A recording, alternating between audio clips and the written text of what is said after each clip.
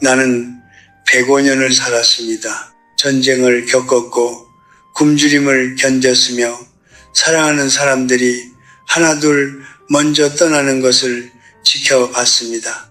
나는 권력이 무엇인지도 보았고 그 권력이 하루아침에 무너지는 것도 보았습니다. 그리고 그 모든 세월을 지나오면서 나는 한 가지 진실을 깨달았습니다. 인간에게 가장 깊은 상처를 남기는 것은 적이 아닙니다. 그것은 언제나 가장 가까운 사람입니다. 오늘 나는 여러분에게 불편한 이야기를 하려 합니다.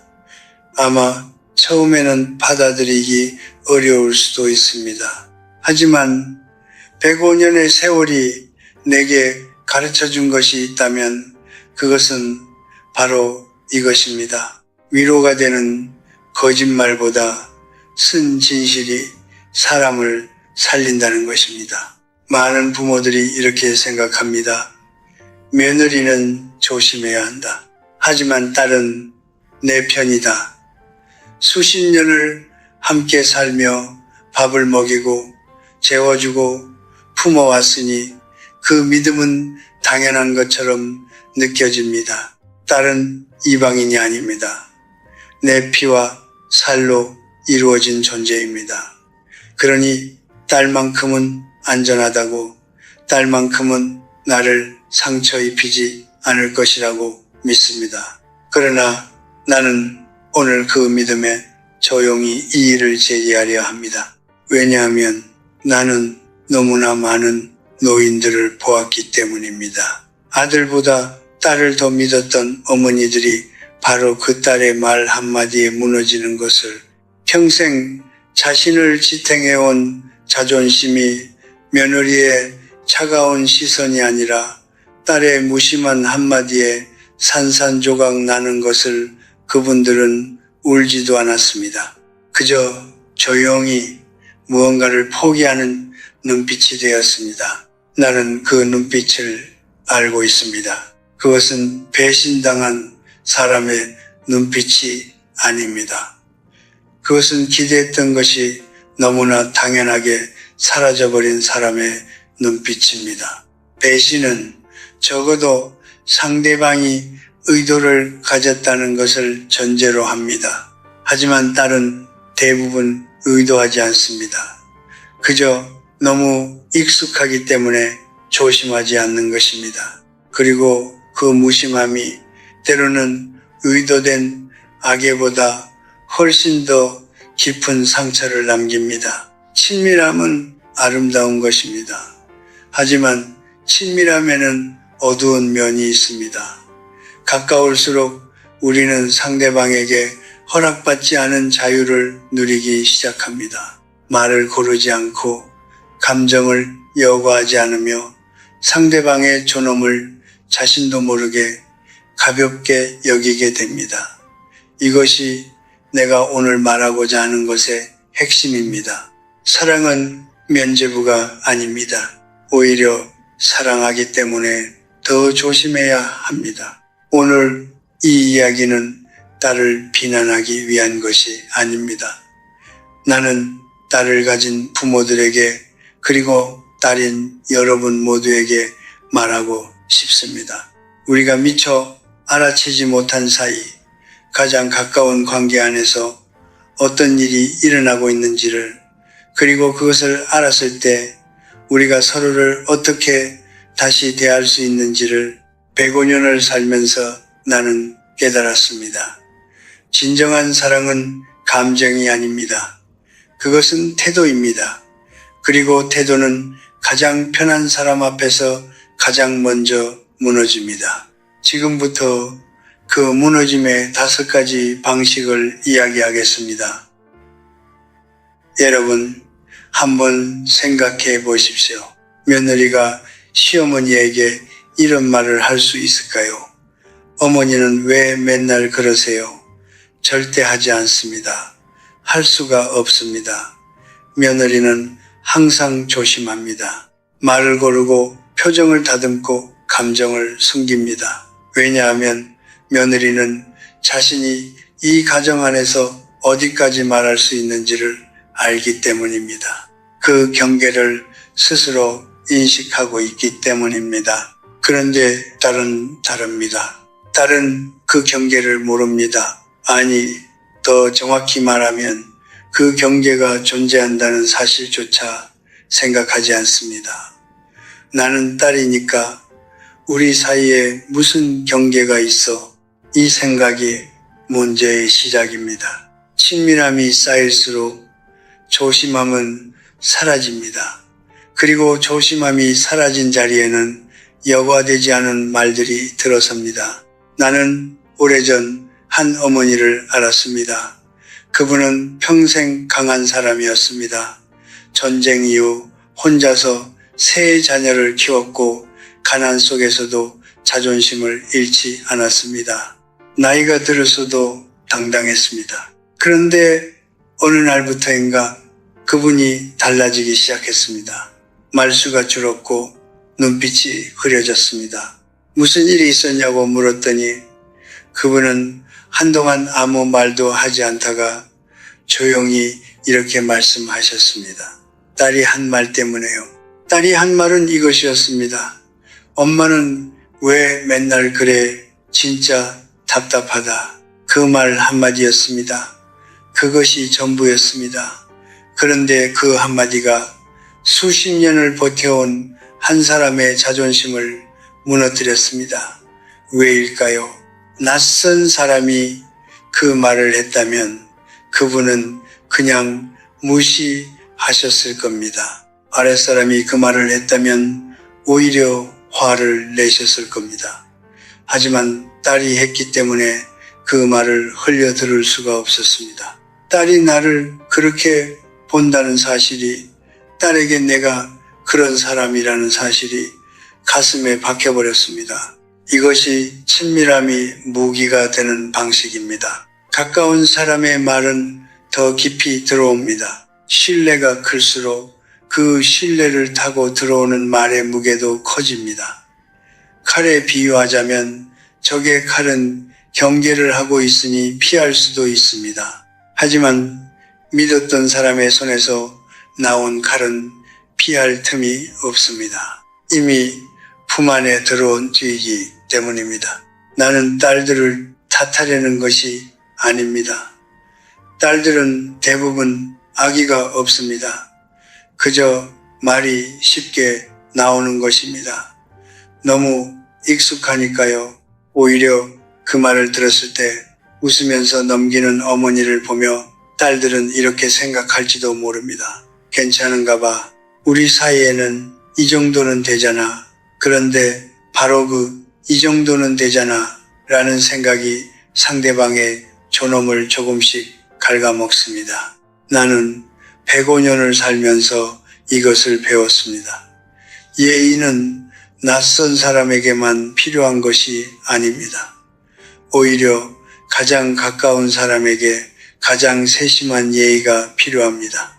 왜냐하면 그 사람만이 우리의 진짜 속살을 건드릴 수 있기 때문입니다. 거리는 차가움이 아닙니다.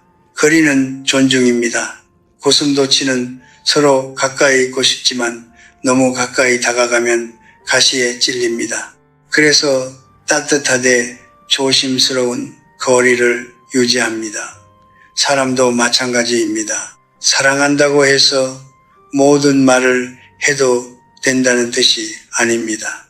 사랑하기 때문에 더욱더 말을 가려야 합니다. 만약 당신이 딸이라면 오늘 한번 생각해 보십시오. 내가 어머니에게 아버지에게 하는 말들 중에서 며느리나 사위라면 절대 하지 않을 말이 있습니까? 그 말이 있다면 그 말이 바로 친밀함이라는 이름 아래 허용된 무기입니다. 그리고 만약 당신이 부모라면 이것을 기억하십시오. 웃으며 받아 넘긴다고 해서 상처가 없는 것이 아닙니다. 괜찮은 척 하는 것이 습관이 되면 어느 날 문득 자신도 모르게 무언가를 포기하고 있는 자신을 발견하게 됩니다. 그 포기가 노년의 가장 조용한 비극입니다. 인간은 비교 속에서 태어납니다. 어릴 때 우리는 끊임없이 비교를 당했습니다. 옆집 아이는 공부를 잘하던데 형은 저렇게 하지 않았는데 그 비교들이 얼마나 깊은 상처를 남겼는지 우리는 어른이 되어서도 기억합니다. 그런데 이상한 일이 있습니다. 그렇게 비교를 당하며 상처받은 사람들이 어른이 되어서는 똑같이 비교를 합니다. 그리고 때로는 부모에게 그 비교를 향합니다. 나는 이런 장면을 여러 번 보았습니다. 딸이 형제자매들이 모인 자리에서 혹은 단 둘이 있는 자리에서 이런 말을 합니다. 오빠는 이런 거 신경도 안 쓰는데 왜 나만 이래야 해요? 혹은 이런 말을 합니다. 언니는 엄마한테 잘 못해줘도 아무 말 안 하면서 나는 조금만 실수해도 왜 이렇게 뭐라고 하는 거예요? 이 말을 듣는 부모의 가슴 속에 무슨 일이 일어나는지 딸들은 알고 있을까요? 부모는 그 순간 두 가지를 동시에 느낍니다. 하나는 죄책감입니다. 내가 자식들을 차별했던가, 내가 누군가에게 더 기대고 누군가에게는 덜 기댔던가, 그 생각이 스스로를 향한 자책으로 이어집니다. 그리고 또 하나는 무력감입니다. 나는 그저 자식들이 서로 도와가며 살기를 바랐는데 그 바람이 자식들 사이에 금을 긋고 있었던 것인가. 이 두 가지 감정이 뒤섞이면 부모는 말을 잃습니다. 그냥 조용해집니다. 그리고 그 조용함을 딸은 종종 이렇게 해석합니다. 엄마가 내 말을 인정하는구나. 그러나 그것은 인정이 아닙니다. 그것은 포기입니다. 나는 평생 교육자로 살았습니다. 수많은 학생들을 가르쳤고 그들이 어른이 되어 부모가 되는 것을 지켜보았습니다. 그리고 나이 든 부모들과도 오랜 시간을 함께 했습니다. 내가 발견한 것은 이것입니다. 노년의 부모에게 가장 깊은 상처를 남기는 것은 무관심이 아닙니다. 그것은 자신이 낳고 키운 자식에게 판단을 당하는 것입니다. 내가 틀렸다는 말을 듣는 것입니다. 그것도 아주 당연한 듯이 거리낌 없이 듣는 것입니다. 이것이 세 번째 방식으로 이어집니다. 부모의 결정을 가볍게 부정하는 태도입니다. 엄마, 그건 아니야. 아버지, 그렇게 하시면 안 돼요. 이 말들이 때로는 진심 어린 걱정에서 나온다는 것을 나는 압니다. 딸은 부모가 잘못된 선택을 할까봐 걱정합니다. 사기를 당할까봐, 건강을 해칠까봐, 돈을 낭비할까봐. 그 마음은 분명 사랑에서 비롯된 것입니다. 나는 그것을 부정하지 않습니다. 그러나 방식이 문제입니다. 사람은 나이가 들수록 자신의 판단 능력에 대한 확신을 잃어갑니다. 몸이 약해지고 기억이 흐려지고 세상은 빠르게 변해갑니다. 그 속에서 스스로 결정을 내리는 것, 그것이 노년에 남은 몇 안 되는 존엄 중 하나입니다. 내가 아직 이 삶의 주인이라는 감각, 그 감각을 지키는 것이 노년의 자존심입니다. 그런데 딸이 그건 아니야 라고 말하는 순간 그 감각이 흔들립니다. 단순히 하나의 결정이 부정당하는 것이 아닙니다. 내 판단 자체가, 내 경험 자체가, 내 삶 자체가 부정당하는 것처럼 느껴집니다. 105년을 살면서 나는 수없이 틀렸습니다. 잘못된 판단을 했고 후회할 선택을 했습니다.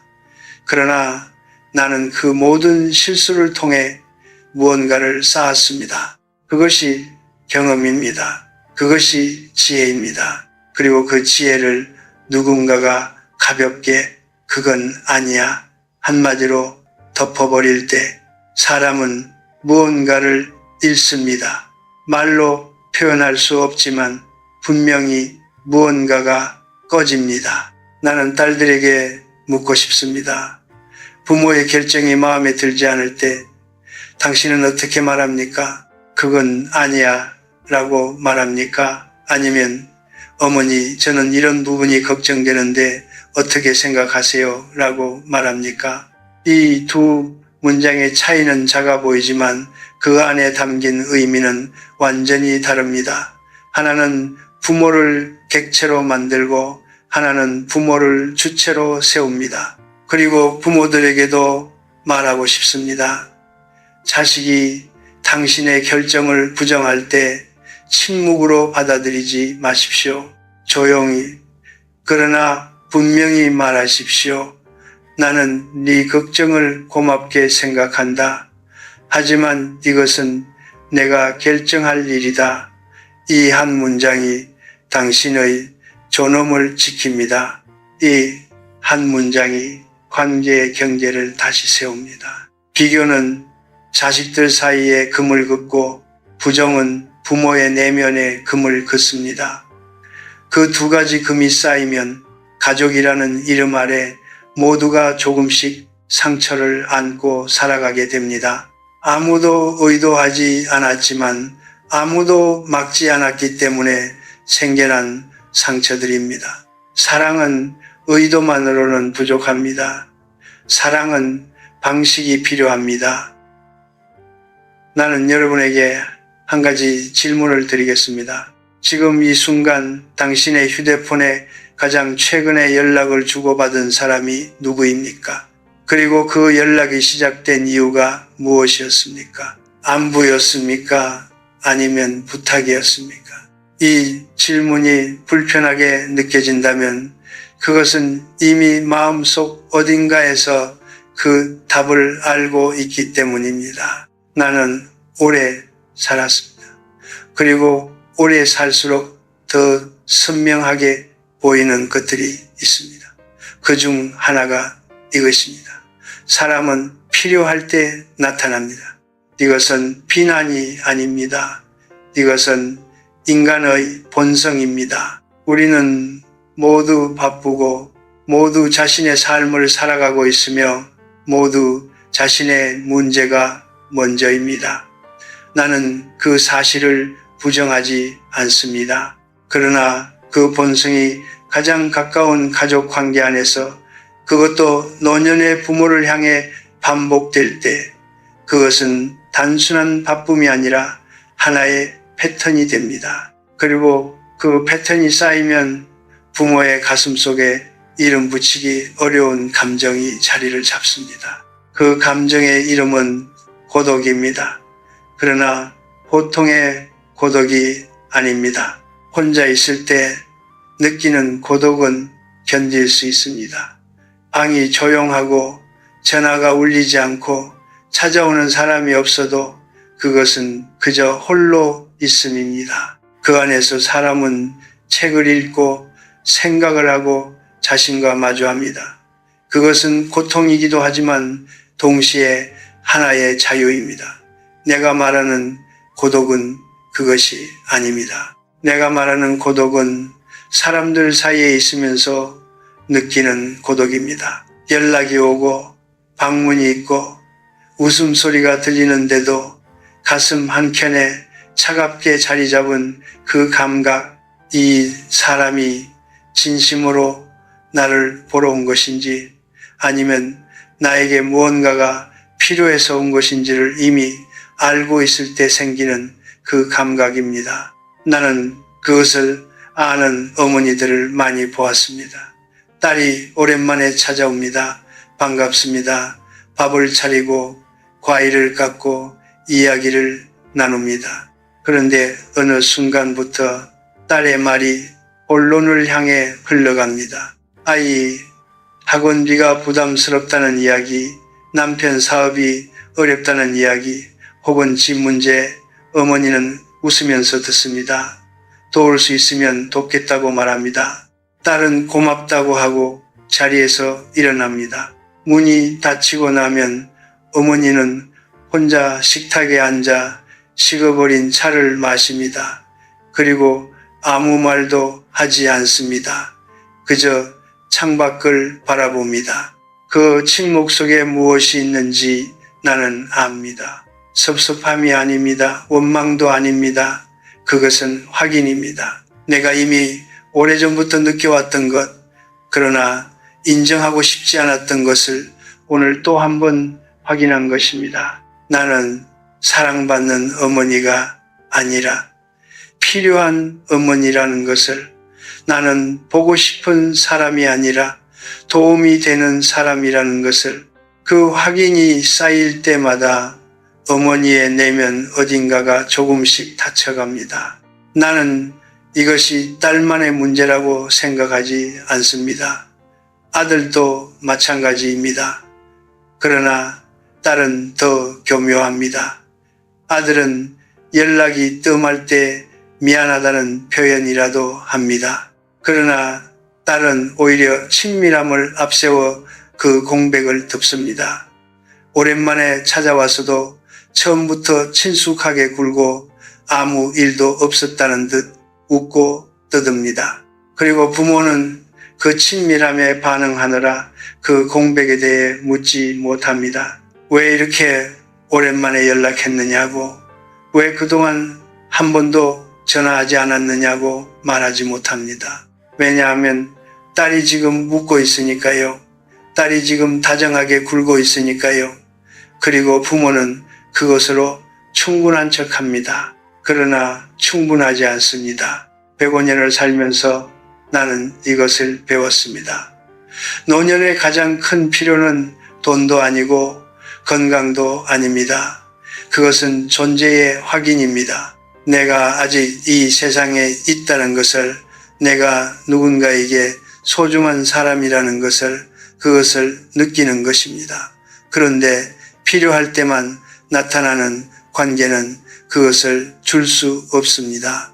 오히려 그 반대를 줍니다. 나는 목적이 있을 때만 찾아오는 사람이라는 것, 나의 존재가 아니라 나의 기능이 필요한 것이라는 것, 나는 딸들에게 부탁드리고 싶습니다. 아무 이유 없이 전화 한 통을 해보십시오. 부탁도 없이 용건도 없이 그저 오늘 생각나서요 라는 말 한마디로 시작되는 전화. 그것이 어머니에게 무엇을 줄 수 있는지 여러분은 상상하지 못할 것입니다. 그 짧은 전화 한 통이 어쩌면 어머니가 그날 하루를 버텨내는 이유가 될 수도 있습니다. 그리고 부모들에게도 말씀드립니다. 당신은 기능이 아닙니다. 당신은 존재입니다.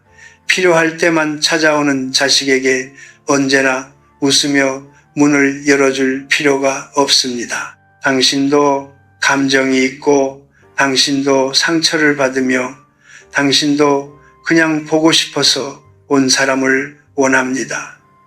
그것을 표현하는 것이 자식을 사랑하지 않는다는 뜻이 아닙니다. 오히려 그것이 관계를 더 진실하게 만드는 일입니다. 사랑은 필요할 때만 켜지는 불이 아닙니다. 사랑은 아무 이유 없이도 켜져 있는 불입니다. 그 불이 꺼져 있다면 아무리 화려하게 찾아온들 그것은 사랑이 아닙니다. 그것은 거래입니다. 나는 거래 속에서 죽어가는 노인들을 너무 많이 보았습니다. 그리고 그 거래가 시작된 곳이 언제나 가장 가까운 관계였다는 것도 보았습니다. 나는 여러분에게 한 가지 장면을 떠올려 보시길 부탁드립니다. 어느 날 딸이 남편과 저녁을 먹으며 이런 말을 합니다. 오늘 아버지한테 전화했는데 또 같은 말을 2번이나 하시는 거야. 요즘 기억력이 많이 떨어지신 것 같아서 걱정이야. 혹은 명절날 친척들이 모인 자리에서 이런 말이 흘러나옵니다. 우리 엄마가 요즘 무릎이 너무 안 좋아서 계단도 혼자 못 오르신다니까요. 이 말들은 악의에서 나온 것이 아닙니다. 걱정에서 나온 것입니다. 그리고 말하는 사람은 자신이 무슨 일을 하고 있는지 대부분 알지 못합니다. 그러나 나는 말합니다. 이것이 5가지 방식 중 가장 조용하고 가장 깊으며 가장 회복하기 어려운 상처입니다. 인간에게는 누구에게나 지키고 싶은 모습이 있습니다. 젊었을 때는 그것이 능력이나 성취로 표현됩니다. 그러나 나이가 들면 그 모습은 점점 더 단순해집니다. 내 자식 앞에서 아직 괜찮은 사람으로 보이는 것, 내 가족 앞에서 아직 존경받을 수 있는 사람으로 서 있는 것, 허리가 굽어도 기억이 흐려져도 걸음이 느려져도 그 마지막 존엄만큼은 지키고 싶은 것입니다. 그것이 노년의 자존심입니다. 그리고 그 자존심은 아주 얇은 유리로 만들어져 있습니다. 딸이 아버지의 건강 문제를 남편에게 이야기할 때, 어머니의 실수를 친척에게 전할 때 그 얇은 유리가 깨집니다. 소리도 없이 천천히, 그러나 완전하게 깨집니다. 그리고 그것을 당사자인 부모가 나중에 알게 될 때 그 순간 느끼는 감정은 분노가 아닙니다. 수치심입니다. 내가 약해진 것을, 내가 실수한 것을, 내가 예전 같지 않다는 것을 가장 믿었던 사람이 다른 사람들에게 이야기했다는 수치심. 그 수치심은 사람의 내면 가장 깊은 곳을 건드립니다. 나는 한 노인을 기억합니다. 평생을 교사로 살았고 지역사회에서 존경받던 분이었습니다. 나이가 들면서 몸이 약해졌지만 그분은 늘 단정하게 차려입고 말을 조심하며 자신의 품위를 지키려 했습니다. 그런데 어느 날 그분의 딸이 동네 모임에서 무심코 이런 말을 했습니다. 우리 아버지가 요즘 많이 노쇠하셨어요. 혼자 두기가 걱정될 정도예요. 그 말이 돌고 돌아 아버지의 귀에 들어갔습니다. 그 이후로 그분은 달라졌습니다. 외출을 줄였습니다. 사람들을 피했습니다. 예전에는 당당하게 하시던 말씀들을 더 이상 하지 않게 되었습니다. 그분의 눈빛에서 무언가가 사라졌습니다. 딸은 그것이 자신 때문인지 알지 못했습니다. 그저 아버지가 나이가 드시니 그렇게 되셨다고 생각했습니다. 그러나 나는 알고 있었습니다. 그분이 이룬 것이 무엇인지를. 그것은 체면이 아니었습니다. 그것은 자신이 아직 이 세상에서 온전한 사람으로 서 있다는 감각이었습니다. 그 감각을 가장 사랑하는 딸이 빼앗아 간 것입니다. 의도하지 않았지만 결과는 같았습니다. 나는 왜 딸들이 이런 말을 하게 되는지 이해합니다. 걱정이 되기 때문입니다. 누군가와 그 걱정을 나누고 싶기 때문입니다. 혼자 감당하기에는 너무 무거운 감정들이 있기 때문입니다. 그것은 자연스러운 일입니다.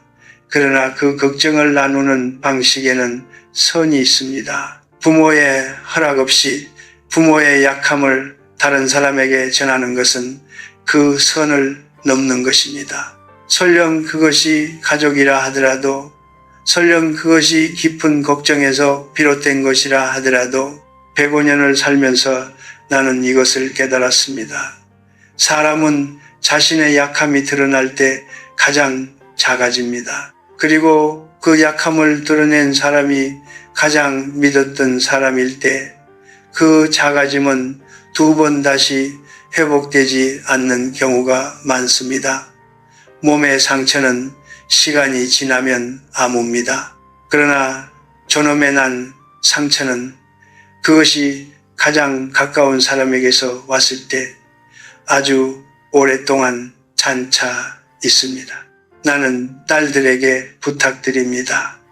부모의 건강 이야기, 부모의 실수 이야기, 부모의 어려움 이야기를 다른 사람과 나누어야 할 때 한 번만 멈추고 생각해 보십시오.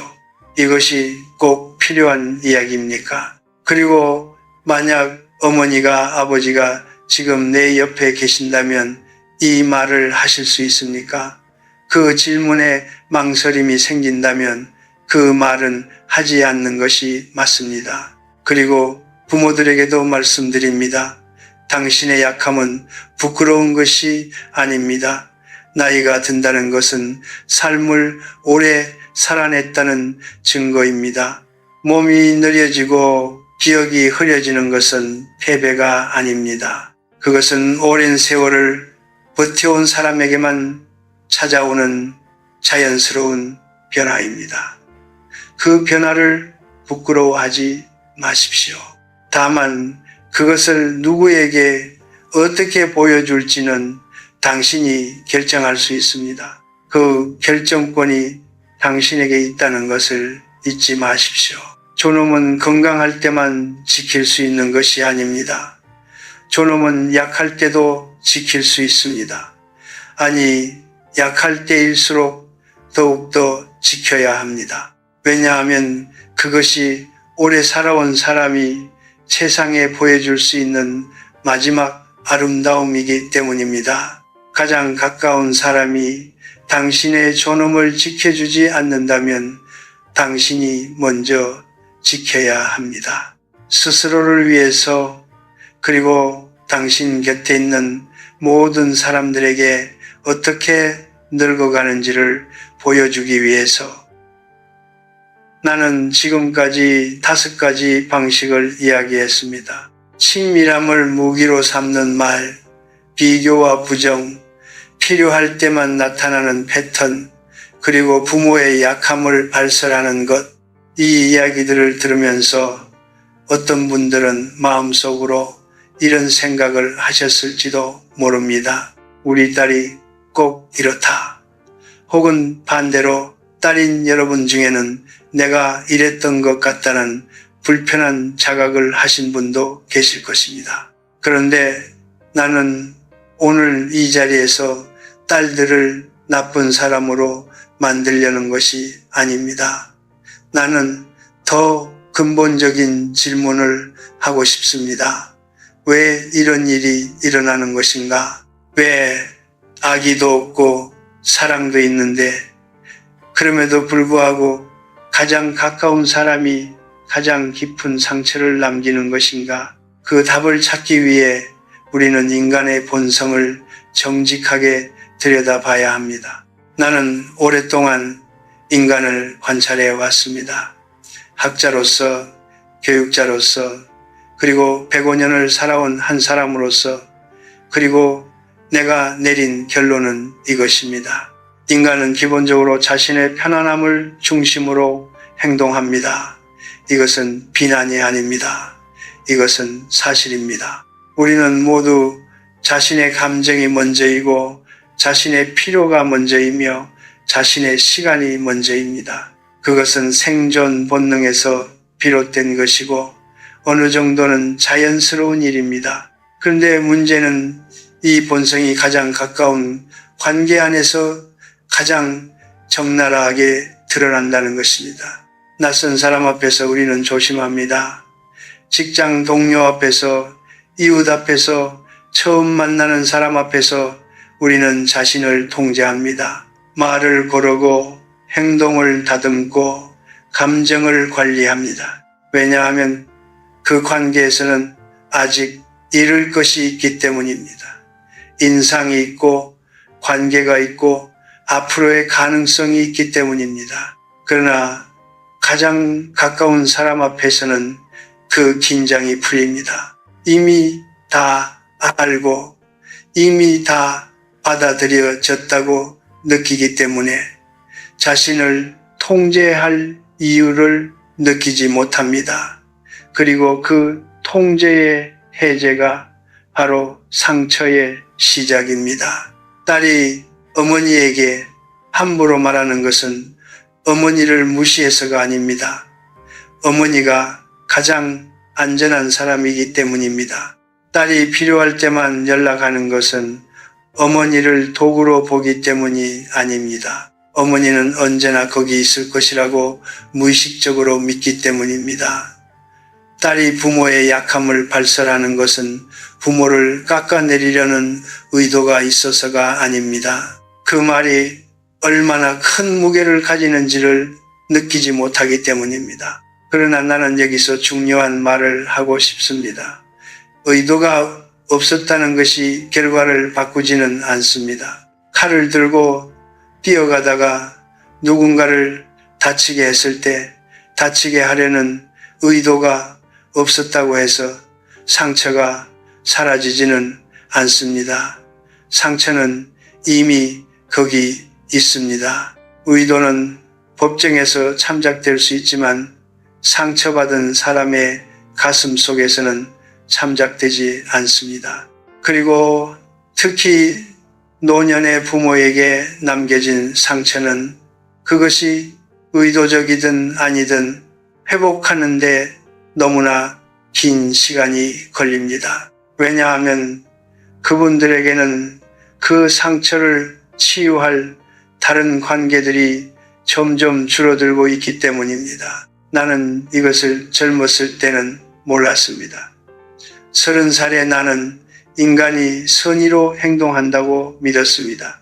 노력하면 서로를 이해할 수 있다고 믿었습니다. 좋은 말을 하고 좋은 관계를 맺으면 좋은 결과가 따라온다고 믿었습니다.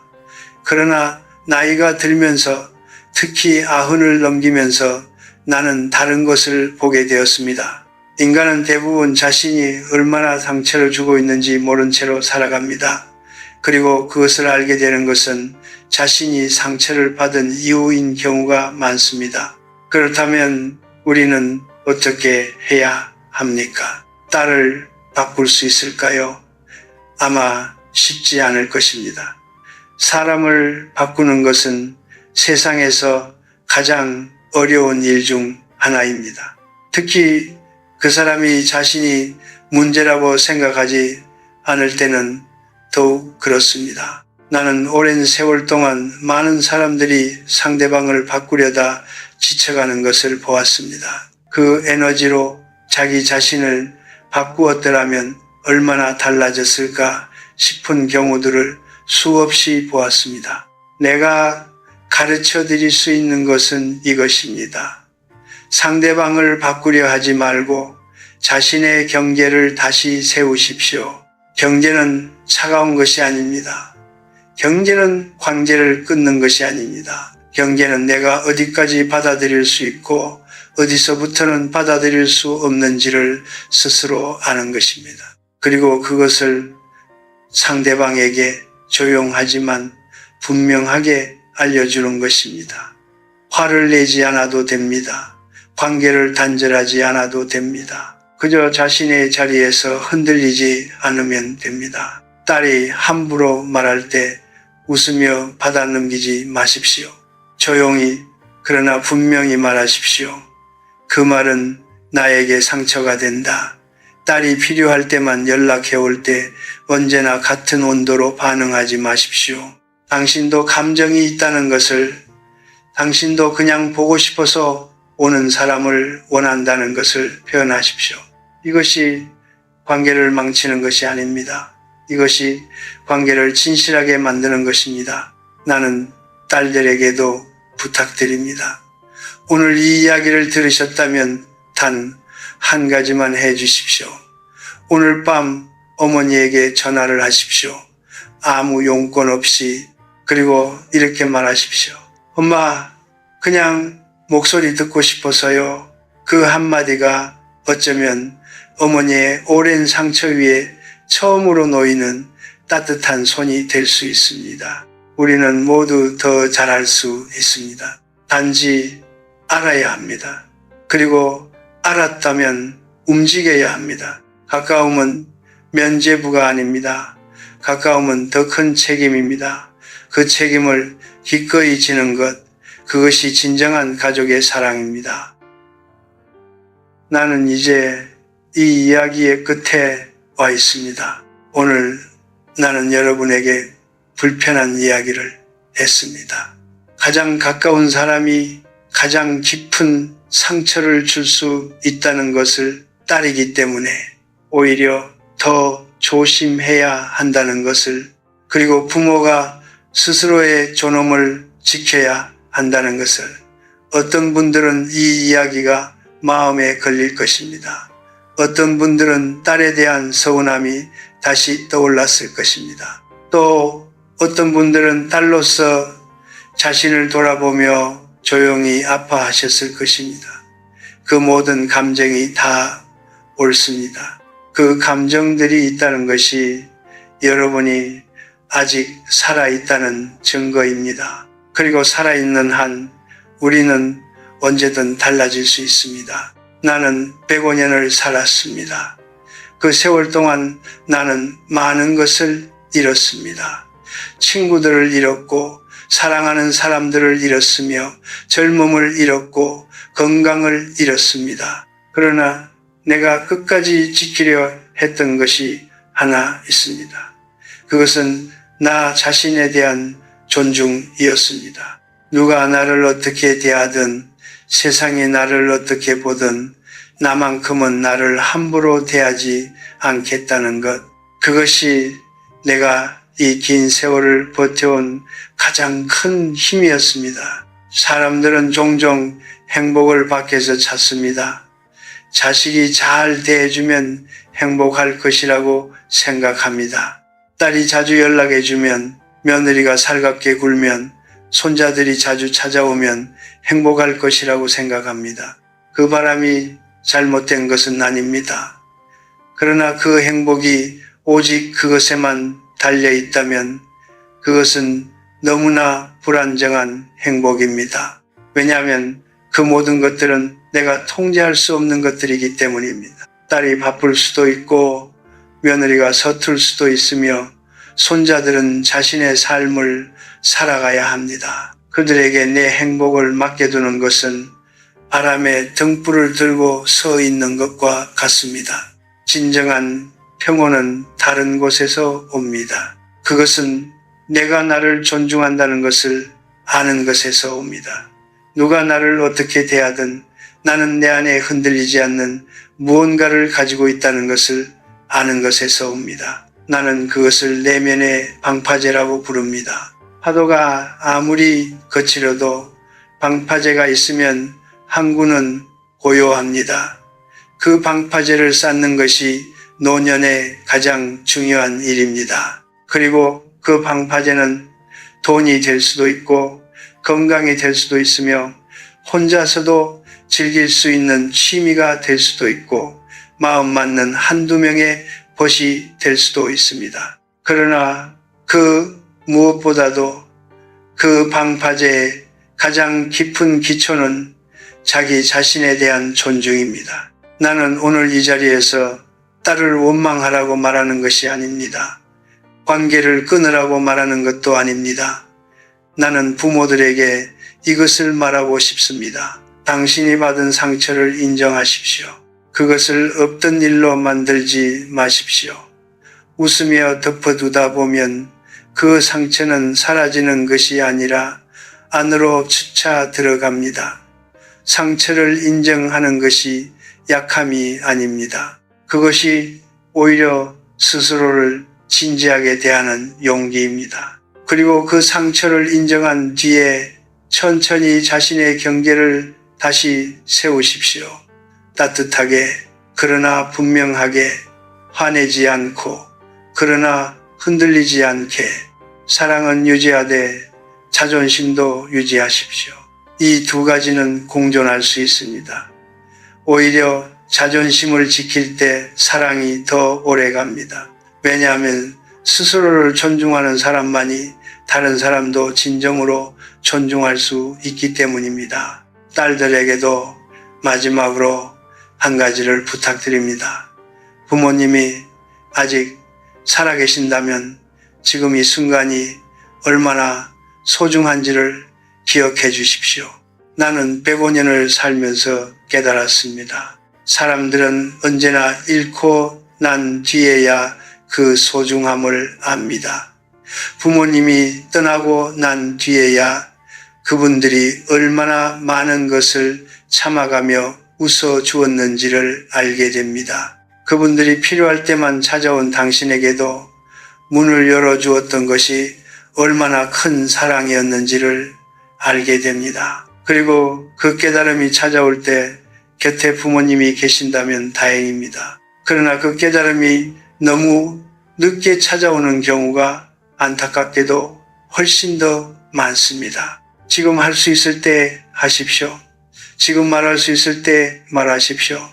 지금 안아드릴 수 있을 때 안아드리십시오. 나는 이제 많은 것을 내려놓은 사람입니다.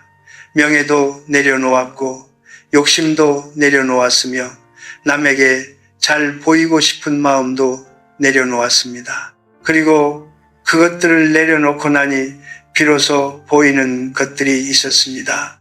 아침 햇살이 얼마나 고운지, 밥 한 그릇이 얼마나 감사한지, 그리고 내 곁에 아직 남아있는 사람들이 얼마나 소중한지 그것들이 보이기 시작할 때 나는 처음으로 진정한 평온이 무엇인지를 알았습니다. 평온은 모든 것이 완벽할 때 찾아오는 것이 아닙니다. 평온은 완벽하지 않아도 괜찮다는 것을 받아들일 때 찾아옵니다. 딸이 상처를 줄 수도 있습니다. 그러나 나는 그 상처에 무너지지 않을 수 있습니다. 관계가 내 기대와 다를 수 있습니다. 그러나 나는 그 기대를 조용히 내려놓을 수 있습니다. 사람들이 나를 이해하지 못할 수도 있습니다. 그러나 나는 나 자신을 이해할 수 있습니다. 그 능력이 있는 한 우리는 어떤 상황에서도 존엄하게 살아갈 수 있습니다. 삶은 시끄러운 축제가 아닙니다. 삶은 조용한 흐름입니다. 그 흐름 속에서 때로는 아프고 때로는 외로우며 때로는 이해받지 못합니다. 그러나 그 모든 것을 지나면서도 자신을 잃지 않는 것, 그것이 내가 105년의 세월 끝에 여러분에게 드릴 수 있는 가장 진실한 말입니다. 부디 오래 사십시오. 그리고 오래 사는 것보다 더 중요한 것, 존엄하게 사십시오. 당신의 삶은 당신이 생각하는 것보다 훨씬 더 아름답습니다.